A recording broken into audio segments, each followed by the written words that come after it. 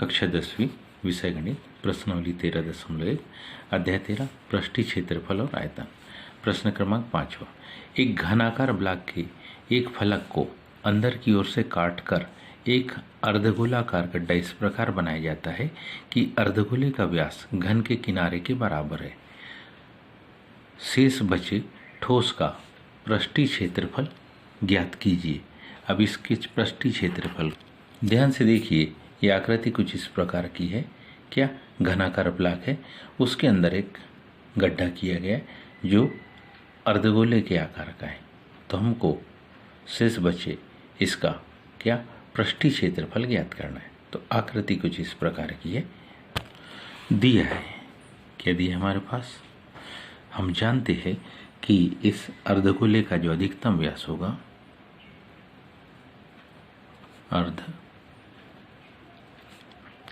का जो अधिकतम व्यास होगा, इस अर्धगोले का अधिकतम व्यास कितना हो सकता है? घनाकार ब्लॉक की भुजा के बराबर हो सकता है। घनाकार ब्लॉक की भुजा, और वो कितनी है? घनाकार ब्लॉक की भुजा है ए। इसलिए अर्धगोले की जो त्रिज्या आएगी, अर्धगोले की जो त्रिज्या आएगी, हम जानते कि इस व्यास का आधा होगा, यानी a/2। इस प्रकार किसका? ठोस का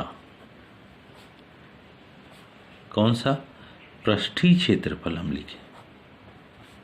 इस प्रकार ठोस का हम क्या लिख रहे हैं? पृष्ठीय क्षेत्रफल लिख रहे हैं। तो वो कितना होगा? वो होगा घनाकार ब्लॉक का पृष्ठीय क्षेत्रफल, घनाकार ब्लॉक का कौन सा पृष्ठीय क्षेत्रफल धन अर्धगोले का वक्र पृष्ठ धन अर्धगोले का कौन सा वक्र पृष्ठ। लेकिन इसमें से हमको घटाना होगा क्या? अर्धगोले के आधार का वक्र पृष्ठ, क्योंकि जो ऊपरी ओर खुला दिख रहा था,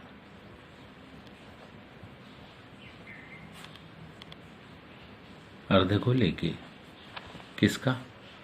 आधार का वक्र पृष्ठ। तो इस तरीके से जो माप हमारे पास आएगी वो होगी 6 × 10⁻² घनाकार ब्लॉक का पृष्ठीय क्षेत्रफल धन 2πr² ऋण अर्धगोले का आधार वृत्त के आकार का होता है 6a² प्लस πr²। यह हम आप रखेंगे तो हमारे पास होगा 6a² धन त्रिज्या हमारे पास a थी, a/2 होल स्क्वायर। जब इसको हल करेंगे 6a² प्लस क्या हो जाएगा? π/4 a²। मतलब दोनों से a² को हम कॉमन ले सकते। जैसे दोनों से a² को कॉमन लेंगे तो ये माफ हो जाएगी 6 प्लस π/4 a²। हम लिख सकते इस प्रकार,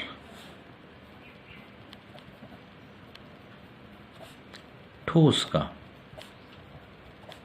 पृष्ठीय क्षेत्रफल,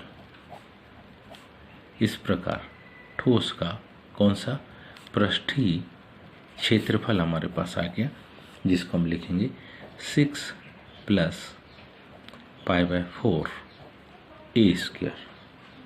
उम्मीद है आप सबको समझ में आया होगा। आज के लिए इतना ही शेष का। धन्यवाद।